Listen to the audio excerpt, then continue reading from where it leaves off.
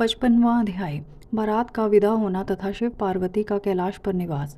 ब्रह्मा जी बोले, हे नारद, इस प्रकार ब्राह्मणी ने देवी पार्वती को पतिव्रत धर्म की शिक्षा देने के उपरांत महारानी मैना से कहा कि हे महारानी, आपकी आज्ञा के अनुसार मैंने आपकी पुत्री को पतिव्रत धर्म एवं उसके पालन के विषय में बता दिया। अब आप इसकी विदा की तैयारी कीजिए। देवी मैना ने पार्वती को अपने हृदय से लगा लिया और जोर जोर से रोने लगी। अपनी माता को इस प्रकार रोते देख पार्वती की आंखों से अश्रुधारा बहने लगी। पार्वती और मैना को रोते देख सभी देवताओं की पत्नियां एवं वहां उपस्थित सभी नारियां भाव विह्वल हो उठीं। तभी पर्वतराज हिमालय अपने पुत्रों मैनाक मंत्रियों के साथ वहां आए और मोह के कारण अपनी पुत्री पार्वती को गले से लगाकर रोने लगे। गिरिजा की माँ, भाभियाँ तथा वहाँ उपस्थित सभी स्त्रियाँ रो रही थीं। तब तत्व ज्ञानियों और मुनियों तथा पुरोहितों ने अध्यात्म ज्ञान द्वारा सबको समझाया तथा यह भी बताया कि उपस्थित शुभ मुहूर्त में ही बारात विदा करनी चाहिए। ऋषि मुनियों के समझाने से भावनाओं का सागर थमा। तब पार्वती ने भक्ति भाव से अपने माता पिता, भाइयों एवं गुरुजनों के चरण स्पर्श कर उनका आशीर्वाद प्राप्त किया तथा पुनः रोने लगी। तब सबने प्रेम पूर्वक उन्हें चुप कराया। शैलराज हिमालय ने अपनी पुत्री पार्वती के बैठने के लिए एक सुंदर रत्नों से जड़ी हुई पालकी मंगवाई। ब्राह्मण पत्नियों ने उन्हें उस पालकी में बैठाया। सभी ने उन्हें ढेरों आशीष और शुभकामनाएं दी।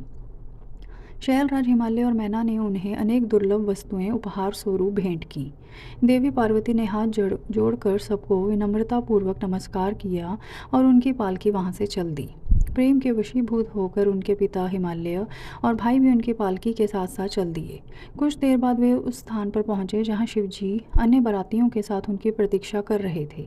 हिमालय ने नम्रतापूर्वक वहां उपस्थित भगवान शिव, ब्रह्मा, विष्णु सहित सभी श्रेष्ठजनों का नमस्कार किया और अपनी पुत्री को शिवजी को सौंप दिया। तत्पश्चात हम सबसे विदा लेकर वे हिमालयपुरी लौट आए। जब शैलराज हिमालय अपने नगर को लौट गए तब हम सभी कैलाश पर्वत की ओर चल दिए। भगवान शिव व पार्वती के विवाह हो जाने पर सभी की प्रसन्नता की कोई सीमा न रही। सभी उत्साहपूर्वक चलने लगे। महादेव जी के शिवगण नाचते कूदते गाते बजाते अपने स्वामी के परम पावन निवास की ओर बढ़ रहे थे। मैं और श्री हरि विष्णु भी शिवजी के विवाह होने से प्रसन्न थे। उधर देवराज इंद्र के हर्ष की कोई सीमा नहीं थी। वह सोच रहे थे कि शिव पार्वती के विवाह से उनके कष्टों और दुखों में अवश्य कमी होगी। उन्हें इस बात का यकीन हो गया था कि अब जल्द ही उन्हें और सब देवताओं को तारकासुर नामक भयंकर दैत्य से मुक्ति अवश्य मिलेगी। भगवान शिव भी हर्ष का अनुभव कर रहे थे। उन्हें उनके जन्म जन्म की प्रेयसी पार्वती पुनः पत्नी रूप में प्राप्त हो गई थी। इस प्रकार प्रसन्नतापूर्वक आनंद में मगन होकर सभी कैलाश पर्वत की ओर जा रहे थे। उस समय सभी दिशाओं में पुष्प वर्षा हो रही थी, मंगल ध्वनि बज रही थी और मंगल गान गाए जा रहे थे। इस प्रकार यात्रा करते हुए सभी कैलाश पर्वत पर पहुँचे। वहाँ पहुँचकर भगवान शिव ने पार्वती से कहा, हे देवेश्वरी, आप सदा से ही मेरी प्रिया हैं। आप पूर्व जन्म में मुझसे बिछुड़ गई थी। सब देवताओं की कृपा से आज हम पुनः एक हो गए हैं। आज आपको पुनः अपने पास विराजमान पाकर मैं बहुत प्रसन्न हूँ। हम दोनों का साथ तो जन्म जन्मांतरों से है। शिव शिवा के बिना और शिवा शिव के बिना अधूरी हैं। आज मुझे पुनः अपनी प्राण वल्लभा मिल गई हैं। प्रभु शिव की इन प्यारी बातों को सुनकर देवी पार्वती का मुख लज्जा से लाल हो गया। उनके बड़े बड़े सुंदर नेत्र झुक गए और वे धीरे से बोलीं, हे नाथ, आपकी हर एक बात मुझे स्मरण है। मेरे जीवन में सब कुछ आप ही हैं। आज आपने अपनी इस दासी को अपने चरणों में जगह देकर बहुत बड़ा उपकार किया है। मैं आपको पति के रूप में पाकर धन्य हो गई हूँ। देवी पार्वती के उत्तम मधुर वचनों को सुनकर भगवान शिव मुस्कुरा दिए।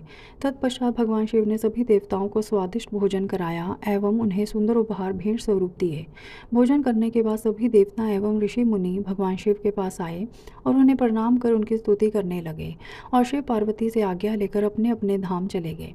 तब मैंने और श्रीहरि ने भी चलने के लिए आज्ञा मांगी तो शिवजी ने हमें प्रणाम किया। तब मैंने और विष्णु जी ने हृदय से लगाकर उन्हें आशीर्वाद दिया। फिर हम भी अपने अपने लोकों को चले गए। हम सबके कैलाश पर्वत से चले जाने के बाद भगवान शिव अपनी प्राण वल्लभा पार्वती के साथ आनंदपूर्वक वहाँ निवास करने लगे। भगवान शिव के गण शिव पार्वती की भक्तिपूर्वक आराधना करने लगे। नारद, इस प्रकार मैंने तुम्हें भगवान शिव पार्वती के विवाह का पूर्ण विवरण सुनाया। यह उत्तम कथा शोक का नाश करने वाली, आनंद, धन और आयु की वृद्धि करने वाली है।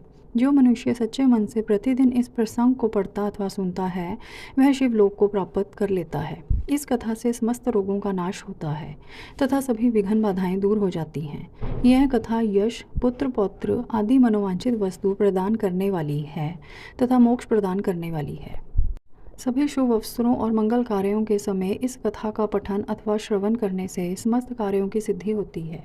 इसमें कोई संशय नहीं है, यह सर्वथा सत्य है। श्री रुद्र संहिता पार्वती खंड संपूर्ण।